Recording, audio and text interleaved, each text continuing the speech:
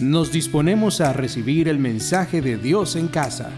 La voz de Dios llega a nuestros hogares por medio de la palabra. CCI en casa. Ayúdame a orar para que el Señor nos hable en esta tarde. Padre bueno, hoy venimos a tu casa, Señor, a adorarlo, a exaltarlo, a levantar cantos, Señor, pero venimos a escucharlo porque usted está vivo. Usted habla de formas preciosas, usted habla de forma profética, usted habla en sueños, usted habla, Señor, de maneras especiales y sobrenaturales. Eso lo entendemos. Usted habla a través de su Espíritu que está en nosotros, Padre, pero la forma en la que diariamente podemos entrar a una habitación y oírlo usted es a través de la palabra. Todo lo demás pasa por el filtro de nuestro pecado. Lo que sintamos, las emociones, a la persona a la que le estamos hablando, todos los demás dones están sujetos a nuestra personalidad, a lo que sentimos en ese momento, y por eso, Señor, vacilamos en algún momento, Señor, tambaleamos, pero confiamos que el cielo y la tierra pasarán, pero su palabra nunca dejará de ser, Padre bueno. En esta tarde te pedimos, enséñanos, háblanos, por favor guíanos, Señor, en el nombre de Jesús. Y la iglesia del Señor dice, amén y amén. Hoy no le entrego bosquejo porque no me ganó la impresora, no pude hacerlo. Estuve hoy no en la oficina y entonces en mi casa no lo pude imprimir. Se lo pude haber enviado digital, pero no quiero que esté desconectado. Antes yo lo enviaba a los teléfonos, entonces daba como el permiso a tener el teléfono afuera, y con la terrible realidad de las notificaciones, usted va a ser tentado a abrir el Facebook, a ver YouTube o a ver un TikTok, si usted tiene TikTok, y no nos interesa que ahorita se desconcentre. La importancia ahorita en este momento es que usted ponga la mirada en la palabra. Si no trajo la Biblia, nos van a ayudar el equipo de producción para que esté en pantalla. Amén, hermanos. Voy a hacer una serie en estas últimas 3 celebraciones que tenemos sobre la Navidad. El tema de este primer mensaje es Dios decide nacer. Dios decide nacer. Arranco contándoles que ayer Caro y yo tuvimos que hacer algo de lo que hacemos constantemente los pastores. Nosotros presentamos niños a la iglesia, nos toca predicar o entrenar gente para la gloria de Dios, acá y fuera de Costa Rica también, para la honra del Señor. Nos toca casar gente, mucha gente durante el año. Nos toca acompañar a gente en sus crisis, pero también nos toca enterrar personas. Es parte de lo que hacemos los pastores. Los pastores estamos cercanos a la familia de la fe en sus momentos más alegres y en sus momentos rudos también. Pero cerrando una temporada que hemos tenido casi como de un mes de estar en una serie de funerales de hermanos de la iglesia o familiares nuestros. 2 tíos míos murieron. Ayer oficiamos un funeral muy, muy característico, y es que enterramos a un bebé de 9 meses. Karen Mora estuvo con nosotros y Carol y yo oficiamos el acompañamiento a una familia que ayer le dijo adiós a un bebé. Y cuando uno ve la cajita y ve a la mamá llorando y sufriendo, entra un juego de emociones complejas, ¿verdad? Porque sabemos que Dios está en control. ¿Usted me da un amén? Sabemos que Dios no falla, ¿me da un amén? Él no se equivoca tampoco. Y también sabemos que nuestros días están escritos. Usted no se va a adelantar ni una hora, ni un minuto al momento en el cual Dios decretó que usted iba a llegar. Yo tampoco. No hay nada que podamos hacer o que usted pueda hacer para cambiar esa realidad. Y es que usted nació por propósito de Dios y usted va a morir con propósito de Dios. Pablo dice, sea que vivamos o que muramos, del Señor somos. ¿Cuántos dicen amén? Pero cuando yo estaba oficiando ese funeral ayer, y llega uno al momento más rudo del funeral, que es cuando está a punto de poner el cuerpo en la bóveda o en la tumba, donde sea que que va a quedar el féretro, es el momento más duro para la familia. Ahora ubíquese, madres que están acá, levanten la mano las madres que están acá. Ubíquese con su corazón en lo que ella sintió ayer.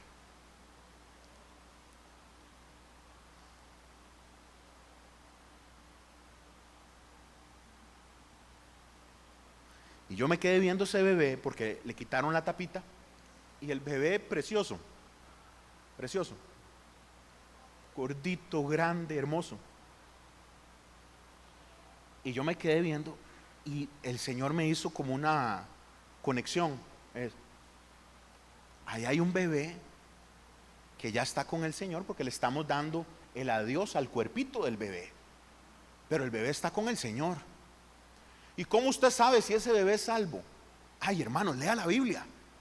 El Señor escucha a los líderes de su equipo peleando. Y trae un chiquito y le dice, hay que ser como un niño para entrar al reino de los cielos. Yo sé que todos nacimos pecadores, eso no hay duda. Pero un bebé de 9 meses, o los millones de bebés a lo largo de la historia del mundo que han sufrido una pérdida espontánea o han sido abortados por su mamá, todos absolutamente, siguiendo lo que el Señor nos enseña, están con el Señor. Y este bebé, yo lo veo ahí y ya me pega mi corazón ver a la mamá llorando. Ese bebé hoy lo estamos enterrando, pero lo que hacemos en diciembre es recordar la venida de un bebé. Qué contraste más rudo. Quiero que esté orando por esa mamá, se llama Nayeli. Es una mamá miembro de nuestro equipo. Ella es parte de las mujeres que están en clases en el centro de vida, en el Life Center, en Tejarcillo. Y ese es el segundo bebé que pierde. Yo le estoy contando esto para que podamos poner en contexto lo que hoy quiero tratar de enseñarle con la palabra. Es que ayer fue un día durísimo para una familia porque un bebecito murió. Pero lo que recordamos en diciembre es el gozo que trae al mundo que un bebecito nació. Y que ese bebé no es cualquier bebé. Ese bebé es Dios encarnado. Dios en un momento de la historia decide nacer. Dios en un momento se encarna en el vientre de una mujer y su plan es ser parido, como fue Mateo hace 9, 10 meses, no sé exactamente cuánto tiene de haber nacido. Y en la pancita de María se formó un bebé que trae consigo la esperanza a la raza humana. Caro y yo aprovechamos para orar, para acompañar a la familia. Ahí nos acompañó Ka, que también es parte del equipo del Life Center. Y lo único que puede hacer uno es testificar de la bondad de Dios en medio de la dificultad. Lo único que puede hacer uno es compartir el evangelio. Y lo único que puede hacer uno es regocijarse en la promesa de la resurrección. Amén, hermanos. Porque los que perdemos familiares en Cristo, los veremos. Un día estaremos con ellos. Porque el cristiano no muere, hermano. ¿Dónde está, oh muerte, tu aguijón? ¿Dónde, sepulcro, tu victoria? Porque ahora la muerte no tiene nada que ver con nosotros. Porque el que está en Cristo, dice Jesús, aunque muere, vivirá. Vivirá. Y entonces yo estoy pensando en el mensaje que tenía preparado, que es Hebreos capítulo 10, para trabajarlo hoy. Y el Señor me retó, hable del nacimiento de mi hijo. Hable de la importancia de Emmanuel, Dios con nosotros. Diga conmigo, Emmanuel, Dios con nosotros. El Dios que tenemos nosotros no nos dejó solos. El Dios que tenemos nosotros viene a estar con nosotros a tal punto que se hace como nosotros. Se encarna y se hace hombre, se hace humano para venir a la tierra a rescatar. Y lo que pasa en diciembre es que la Navidad se convierte en una fiesta en el que menos celebra es el que tiene que recibir la fiesta en su honor. Es como que le hicieran una fiesta a usted o a uno de sus hijos. Todo el mundo llega, todo el mundo se come la comida y los regalos que trajeron los abren y empiezan a jugar con las cosas que trajeron, y el cumpleañero en una esquina, porque nadie le pone atención, porque lo menos que recordamos en diciembre, el mundo, me refiero a la cultura, a la sociedad, es que Jesús vino. Usted me ha escuchado 1000 veces, yo sé que Él no nació en diciembre, eso lo sabemos. Aprovechemos el momento simplemente para predicarle a los demás que Jesús vino. Aprovechemos. Yo les contaba que yo estoy en una iglesia donde no le gustaba al pastor que se festejara la Navidad. Perfecto. A mí me gusta que festejemos la Navidad. Y a la inmensa mayoría le gusta que festejemos la Navidad, porque se convierte en un momento en el que podemos recordar que Jesús vino a salvar. Yo sé que la cruz y la tumba vacía es lo que nos declara a nosotros libres, pero sin pesebre no hay cruz ni tampoco tumba vacía, porque Jesús no iba a aparecer unos días antes de la cruz para morir únicamente. Él tenía que vivir una vida completa para cumplir las profecías. Él tenía que vivir la vida que usted y yo nunca podríamos vivir, para pagar el precio necesario para que llegáramos a estar con Él. Entonces yo quiero que saquemos un par de semanas para hablar por qué es importante la encarnación, qué estamos recordando con este evento, que pongamos, como cantamos ahora con Mari y don Marco, a Jesús en el centro. ¿Me dice un amén, hermano?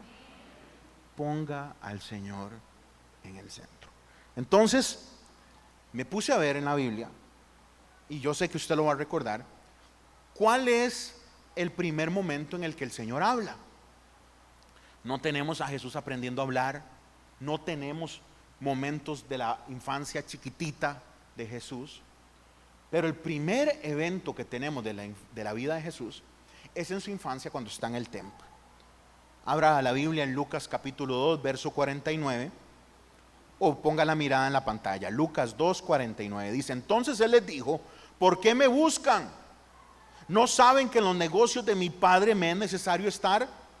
Y entonces los que levantaron la mano ahora, las mamás y los papás que estamos aquí, abuelos, imagínense la situación que es ir a visitar una ciudad donde hay millones de personas y que se le pierda el chiquito. Se le perdió el chiquito y no se dio cuenta que se le había perdido, para que no se sienta mal a los que se nos perdieron los hijos cuando estábamos pequeños. Y yo me acuerdo perfectamente, estábamos un equipo de líderes de aquí en la iglesia, estábamos en Punta Arenas. Me acuerdo, estaba con Pablo, estaba con Ethel, estaba Alvin y Chío, creo que estaba May. Estábamos comiéndonos algo ahí en el paseo de los turistas, y yo me doy cuenta que Santi no está. Y empiezo a correr, Pablo se va corriendo conmigo, y al final de cuentas creo, no se me acuerdo, creo que estaba con Steven, para que sepan que es culpable Steven, el pastor de joven, jugando como con un juego largo, y se nos perdió. Pero a Jesús se le pierde a María y a José, y se dan cuenta días después. ¿Por qué pasó eso, hermano? Antes la gente viajaba en caravanas muy grandes, entonces iba un montón de gente. Entonces muy posiblemente la caravana en la que iba María y José iba con toda la prole, con todos los amigos, con todos los vecinos, porque era normal ir en ese tiempo una vez al año a Jerusalén. Entonces seguro alguien le preguntó: ¿y vieron a Chusillo? ¿Lo vieron? Sí, por allá andaba mejengueando. Y le iban preguntando: sí, yo lo vi por allá. La cosa es que cuando se devuelven ya habían pasado días, y cuando llegan lo encuentran en el templo. Y usted recuerda la historia. Lo encuentran en el templo discutiendo con los teólogos, hablando de la palabra. Y entonces esto es lo que les dice Cristo: ¿por qué me buscan? ¿No saben que en los negocios de mi Padre me es necesario estar? Usted se imagina un chiquillo de 12 años diciéndole eso a uno, cuando lo que uno quiere es quitarse la faja y pegarle un par de huetazos por haberse perdido. Mas ellos no entendieron las palabras que le habló. Y descendió con ellos y volvió a Nazaret y estaba sujeto a ellos. Y su madre guardaba todas estas cosas en el corazón. Yo solo quiero dejarle un concepto en este pasaje. Es que Jesús dice, aquí es donde yo tengo que estar. Porque tengo que estar en los negocios de mi Padre. Mi trabajo, lo que dice Jesús, es la agenda de mi papá. Mi misión es cumplir lo que el Padre me ha dicho. Un niño de 12 años. Mi misión es entender que yo tengo que estar enfocado en las cosas de Dios. Ve lo que dice Juan 6:38. Porque he descendido del cielo, está hablando Cristo, no para hacer mi voluntad, sino la voluntad de ¿qué, iglesia?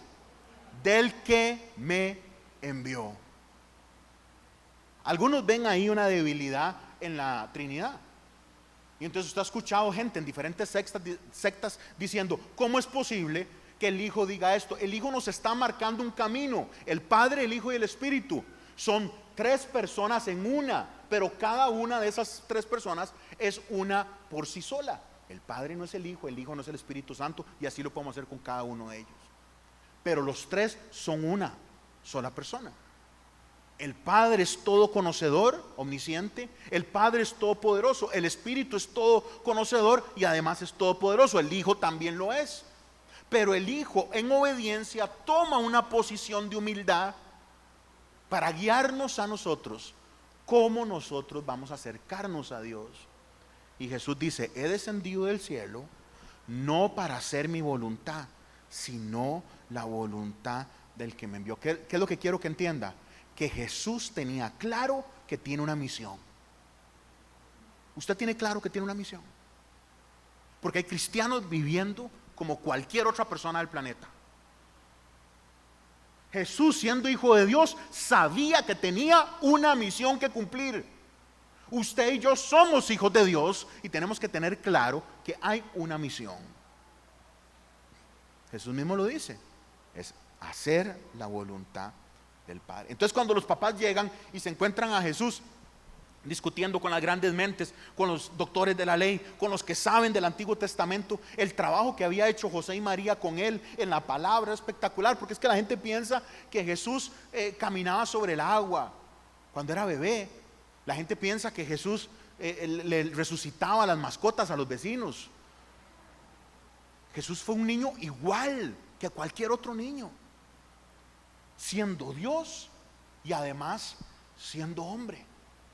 Y esperó hasta que el Espíritu Santo lo enviara a hacer la tarea por la cual él vino cuando tuvo 30 años. Pero entonces vemos a Jesús ahí en el templo diciendo, no saben que en los negocios de mi Padre es necesario que yo esté. Cuando Jesús le dice eso, podríamos pensar, y esta es la idea que quiero dejarles, es que la encarnación es un plan de Dios. La encarnación es como un viaje, digámoslo así, de negocios de Dios aquí en la tierra, donde Él está interesado en que nosotros conozcamos esa misión. Jesús le dice a sus papás, yo estoy aquí porque tengo que estar metido en los negocios de mi Padre. Ese negocio del papá, esa intención, esa misión del papá es lo que quiero que hablemos hoy. Dios decide nacer. Si usted trajo su Biblia, abra la Biblia o en la aplicación, no importa, porque quiero que hagamos un pequeño recorrido en el libro de Marcos. Si usted abre el libro de Marcos, usted va a ver que todo es rapidísimo. Marcos es el amigo que no da vueltas en nada. Lucas es el amigo que cuenta todos los detalles. Lucas lo único que le falta es los detalles específicos del parto. Como médico, él va, y historiador, va apuntando los detalles. Marcos está enfocado en decir las cosas, es el amigo que va al punto. Y entonces vea conmigo Marcos capítulo 1, ahí en la aplicación en su Biblia. Vea que primero arranca con el nacimiento de Juan el Bautista, el ministerio de Juan el Bautista. Luego viene el bautismo de Jesús, la tentación de Jesús. Y en cuestión de 14, 15 versículos ya vemos a Jesús llamando al equipo.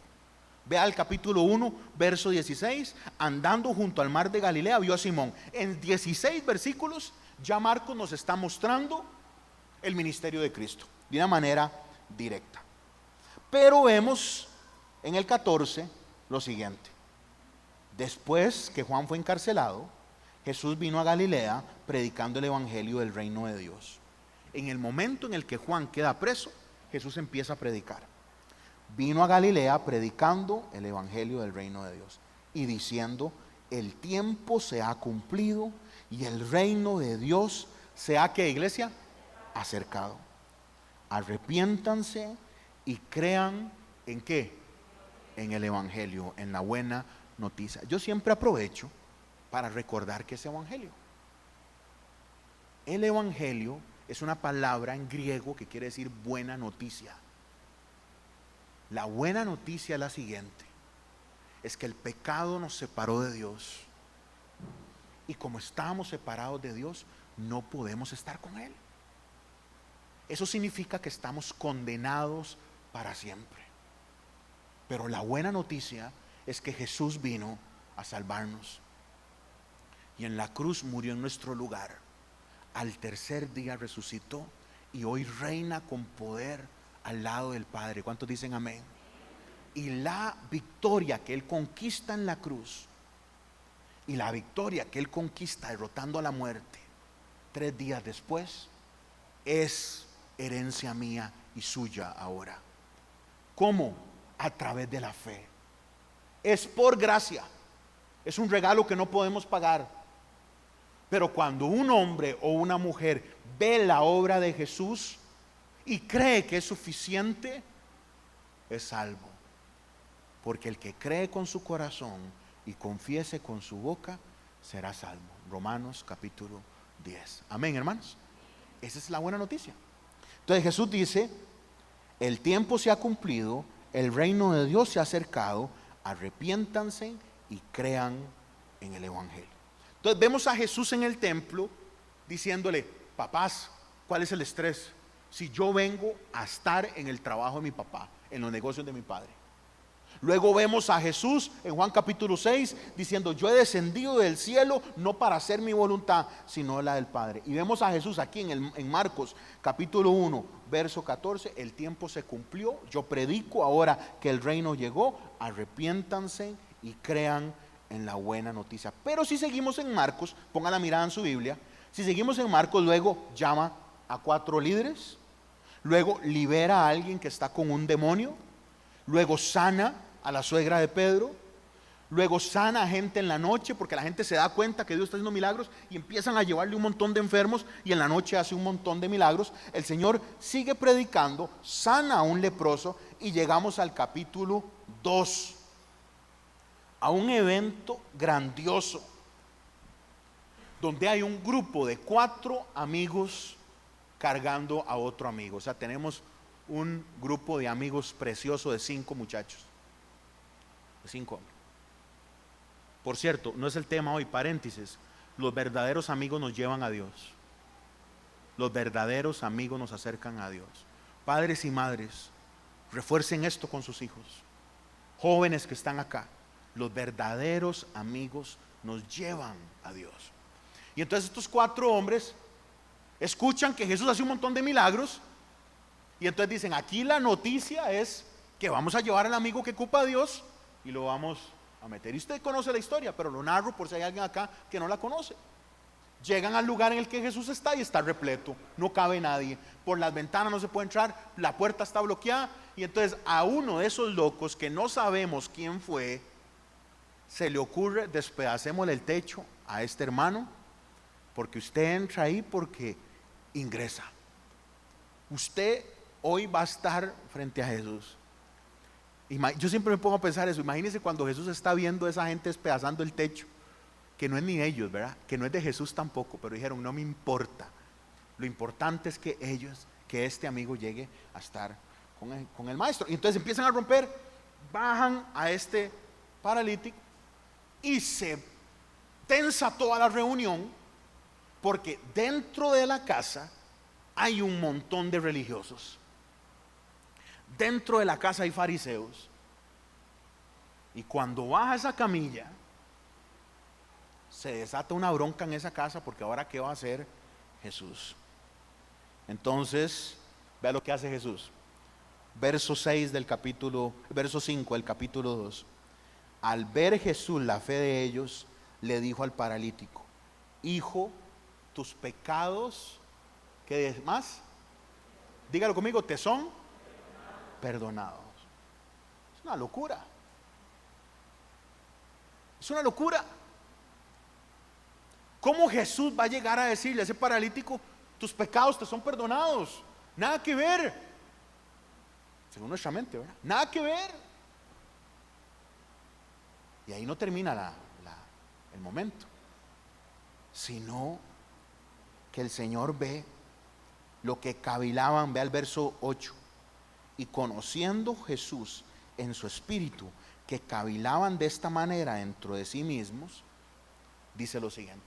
¿Qué estaban diciendo los otros? Blasfemia. Este chaval es un falso profeta. ¿Cómo se le ocurre decir que perdona pecados si el único que perdona pecados es Dios? El tema es este: los religiosos no se dan cuenta cuando Dios está delante de ellos. El religioso solo le importa su esquema, su forma de entender a Dios. Y esos chavalos no se dieron cuenta que el creador del universo estaba en ese cuarto. Entonces Jesús le perdona los pecados a este hombre, y todo el mundo empieza a hablar paja dentro de su corazón. La palabra de la Reina Valera es cavilar. Empiezan a rumiar pensamientos negativos en contra del maestro. Y el Señor les dice lo siguiente: ¿por qué tienen esos pensamientos en sus corazones? ¿Por qué cavilan así en su corazón? Y vea lo que dice el maestro. ¿Qué es más fácil? ¿Decirle al paralítico: tus pecados te son perdonados? ¿O decirle: levántate, toma tu lecho y anda? ¿Usted qué crea? ¿Qué creen ustedes? ¿Qué es más fácil? ¿Qué es más fácil? ¿Decirle a alguien que sus pecados son perdonados o que camine? ¿Qué creen ustedes? Alguien que se anime. ¿Qué es más fácil? ¿Por qué, Vane? ¿Por qué es más fácil? Claro, porque usted puede decirle a alguien: le perdono los pecados, y usted no sabe qué está pasando adentro. O sea, si fuera un bombeta, dice: le perdono los pecados, y nadie se dio cuenta de nada. Puede ser un falso profeta diciendo tonteras, y entonces dice: ¿qué es más fácil aquí? ¿Que yo le perdone el pecado a este hombre, o que le diga: tome tu cama, toma tu lecho y anda? Pues para que sepan que el Hijo del Hombre tiene potestad en la tierra, ojo, para perdonar pecados. No, Jesús no está diciendo para que ustedes vean que yo tengo poder de hacer las cosas, para que ustedes vean que yo puedo hacer milagros. No, para que ustedes vean que yo puedo perdonar pecados, que el Hijo del Hombre tiene autoridad para perdonar pecados. A ti te digo: levántate, toma tu lecho y vete a tu casa. Entonces él se levantó enseguida, tomó su lecho, salió delante. Yo no sé si usted no le da risa ese pasaje, porque este chavalo ni tocó a Jesús. Él sintió que las piernas le funcionaron y que se pudo mover, arrolló la cobija y se fue para la casa. De manera que todos se asombraban y glorificaron a Dios, diciendo lo siguiente. Dígalo conmigo: nunca. ¿Está en pantalla? Dijo lo siguiente. Ahí viene ese pasaje. ¿O no está? Dígalo conmigo: nunca he visto tal cosa. Dígalo: nunca he visto tal cosa. Gracias, familia, por hacerlo. El Señor vio el corazón de los religiosos y les dice: ustedes no han entendido que el tema de sanar no es lo clave. El tema de mi misión es perdonar. Es perdonar. Ellos no entendían por qué Jesús hizo eso. ¿Sabe por qué, hermanos? Porque Jesús ve lo importante. Jesús sabe ver bien, no como nosotros, porque Él nos hizo, porque Él nos conoce. ¿Sabe por qué Él nos ve bien? Porque Él nos ama. Él sabía lo que ocupaba a este hombre. Y puede ser que usted hoy esté aquí pensando que sabe lo que ocupa. ¿Qué ocupa un trabajo? ¿Qué ocupa que se solucione esta relación? ¿Qué ocupa que Dios sane mi cuerpo? ¿Qué ocupo que esta situación con mi hijo se solucione? ¿Qué ocupo que este tema legal? ¿Qué ocupo que tal A, B, C, D hasta la Z? Y el Señor está a la par suya sabiendo realmente qué es lo que usted necesita. Y por eso le dice a este hombre: tus pecados te son perdonados. Porque ¿para qué estar sano y perderse?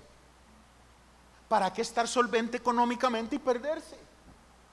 ¿Para qué estar con el novio que usted quiere, el marido que usted quiere, el trabajo que usted quiere y perderse? ¿Para qué tener cosas que aparentan ser bendición fuera de la única bendición que es Dios? Entonces Jesús ve a un hombre en necesidad, que somos todos nosotros. Ese paralítico es usted y yo. Somos toda la humanidad, diciéndole a Dios qué es lo que ocupamos. Necesito este trabajo, necesito este ingreso, necesito esto, A, B. Y el Señor nos dice: aquí estoy. Y yo vine a solucionar su problema. Recuerden que desde los 12 años lo tiene claro: estoy en los negocios de mi Padre. Juan 6, vine a hacer la voluntad del Papá. Marcos, estoy aquí para predicar que vino el reino. El Señor sabe que la necesidad que tenemos es de Él, no de lo que usted cree que ocupa. Y por eso, a la par de un hombre lisiado, lo primero que hace es perdonarle el pecado y no sanarlo. Y como testificación o testimonio sería la palabra, como testimonio para los que están ahí, el Señor lo sana.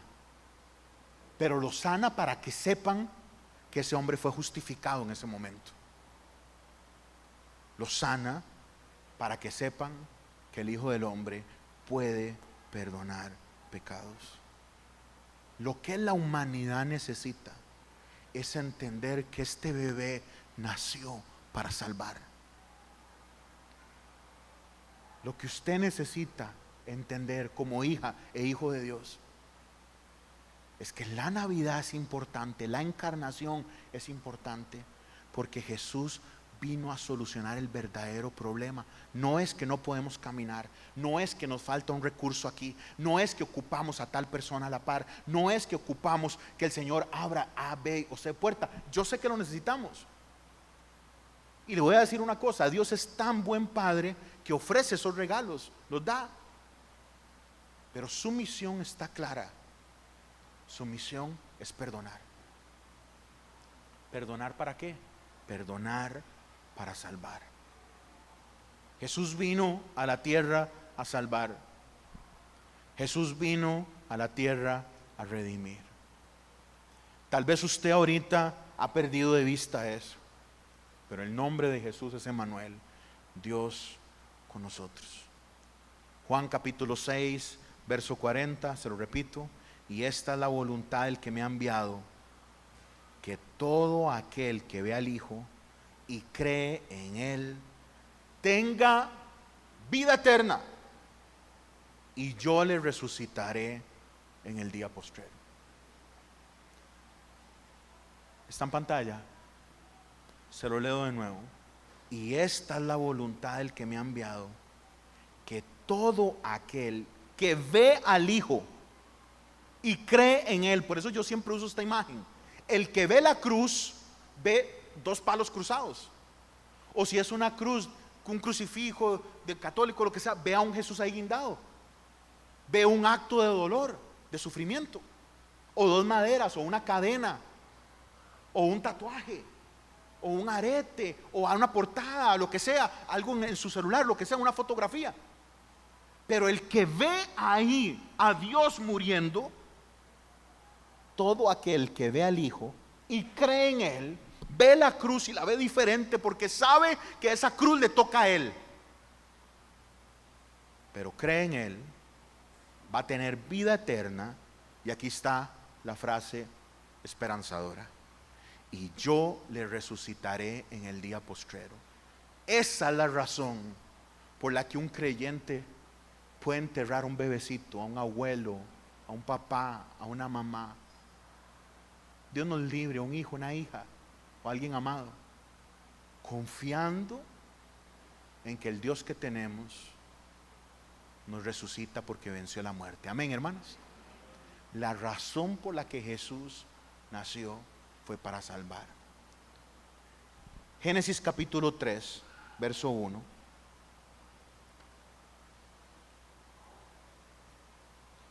Nos muestra la razón por la cual se complicó el tema de la humanidad. Pero la serpiente era astuta más que todos los animales del campo que Jehová Dios había hecho, la cual dijo a la mujer: con que Dios les ha dicho, no coman de todo árbol del huerto. Y la culebra crea una trampa para la humanidad.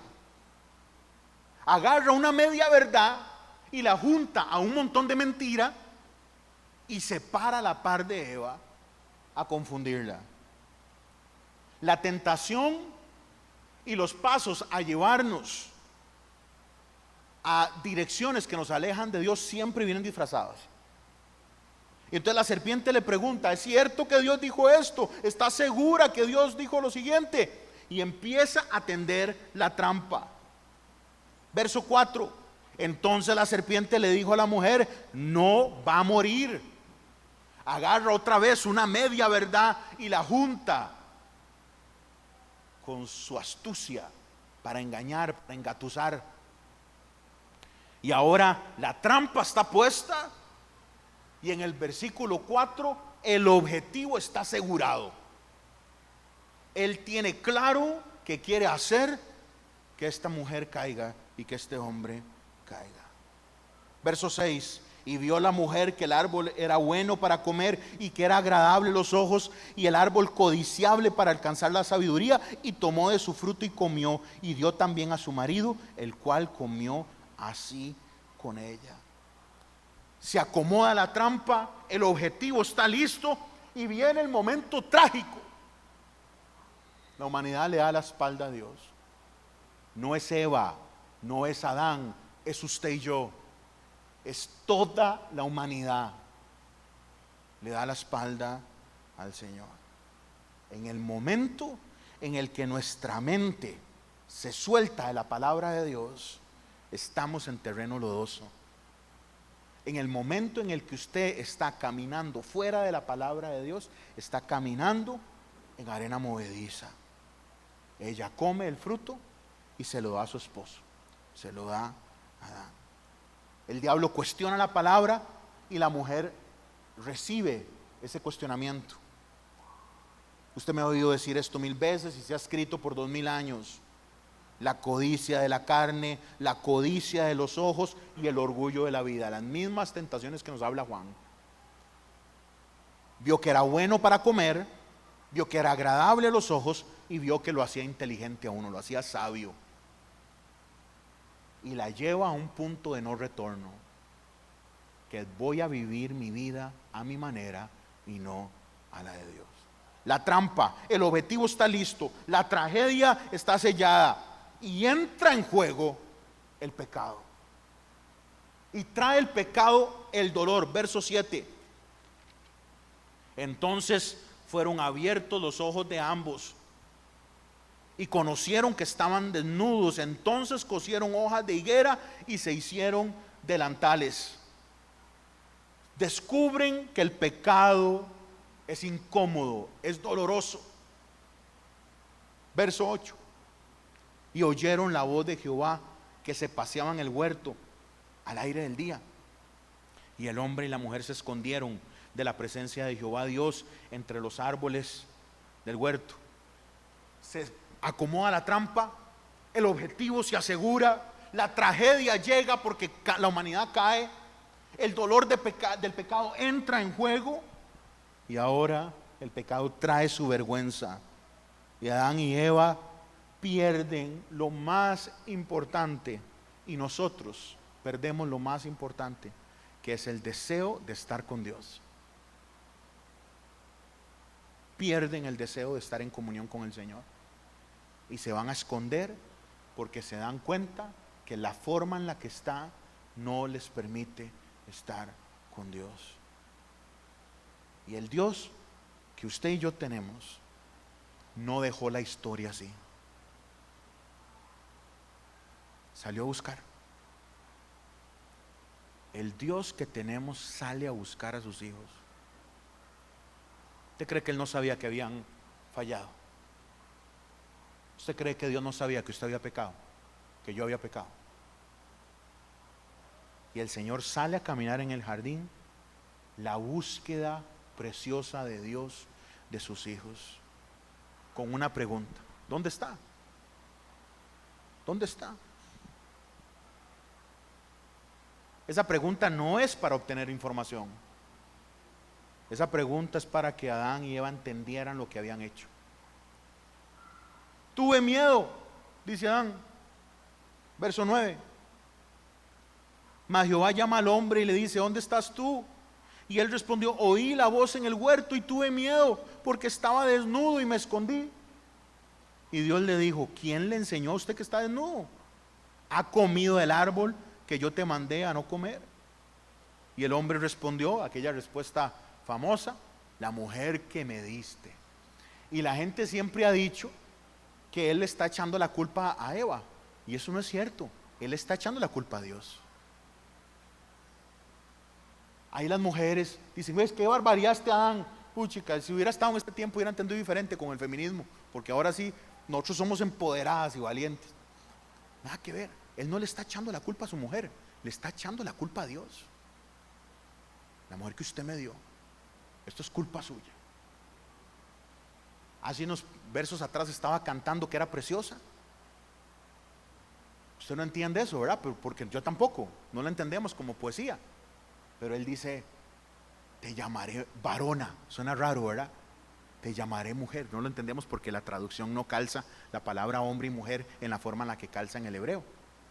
Pero te voy a llamar mujer, sangre de mi sangre, hueso de mis huesos.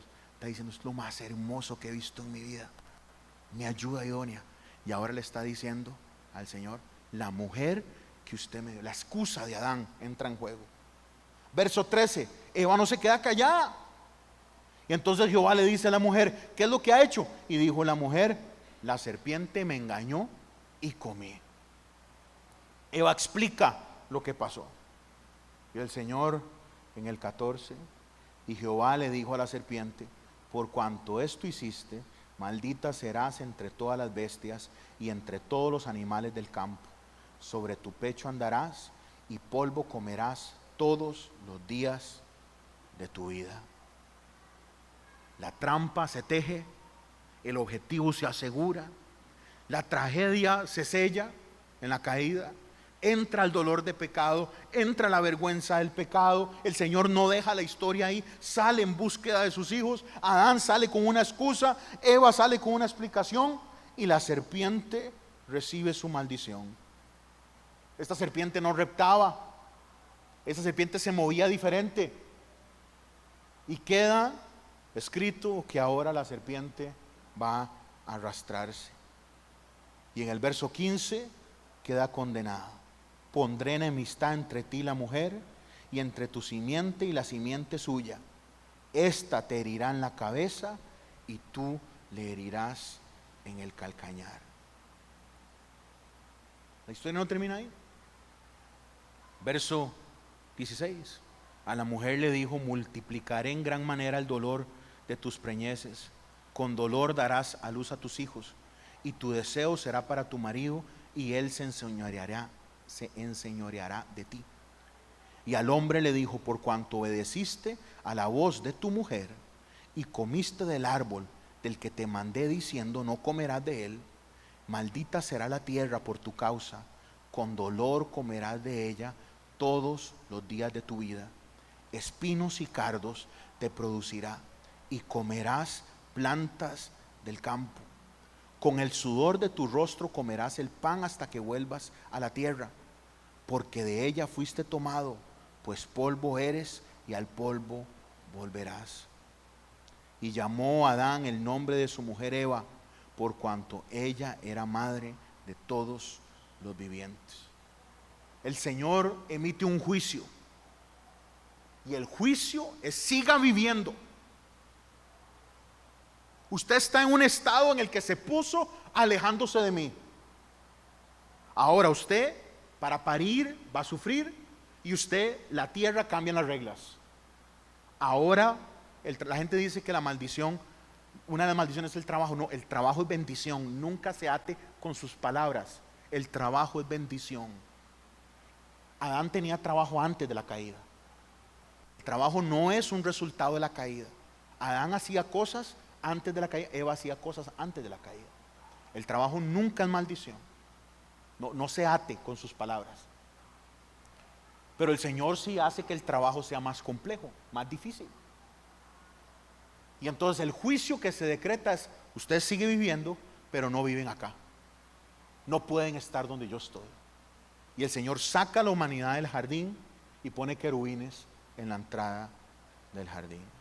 El hombre va a sudar para cegar, la mujer va a sufrir para parir.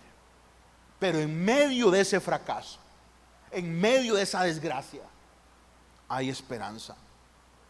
Y la esperanza es el 15. Esta te herirá en la cabeza y tú le herirás en el calcañar.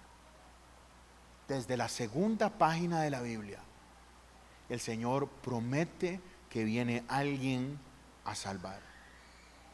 Echamos a perder esto por nuestro pecado. Usted echó a perder eso por su pecado. Yo lo eché a perder por mi pecado. Y el Señor no nos quiso dejar ahí solos, sino que hizo un camino para salvarnos. Y envió a Jesús a aplastar la serpiente. Juan 6:40. Esta es la voluntad que me ha enviado, del que me ha enviado, que todo aquel que ve al Hijo y cree en Él tenga vida eterna, y yo le resucitaré en el día postrero. Por eso nosotros podemos tener esperanza, porque un bebé nació para salvar. Yo le voy a pedir alabanza que pase aquí al frente. Ayer que estábamos con esta situación de un bebecito que entregaba su vida, es doloroso y nos recuerda que hoy estamos, iglesia, y mañana no estamos. Pero también nos recuerda, querida iglesia, que el Señor derrotó a la muerte. Y la muerte no es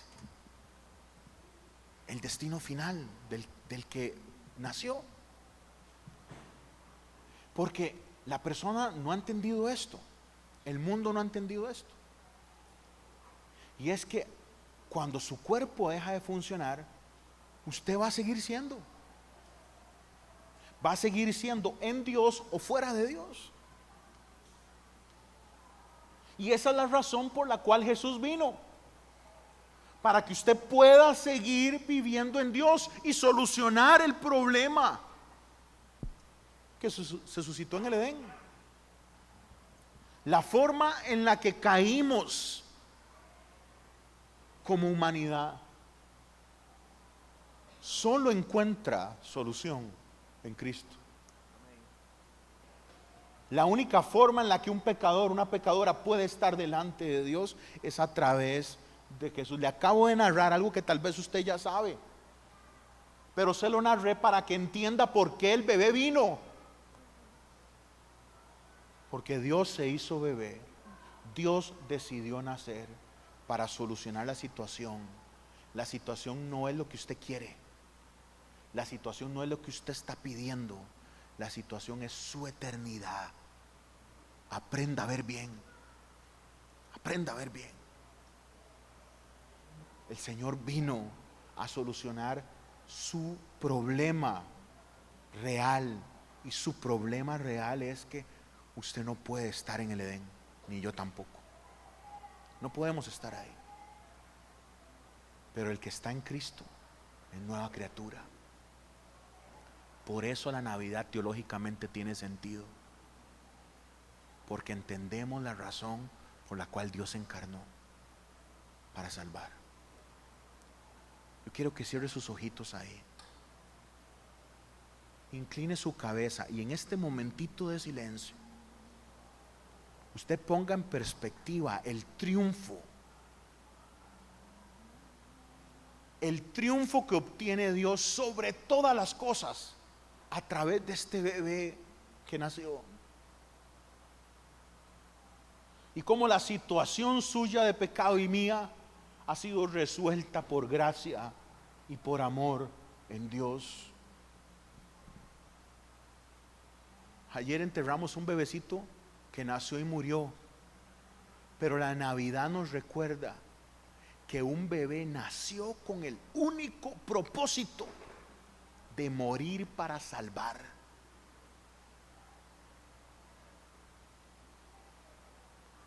Y esa salvación está disponible para usted hoy.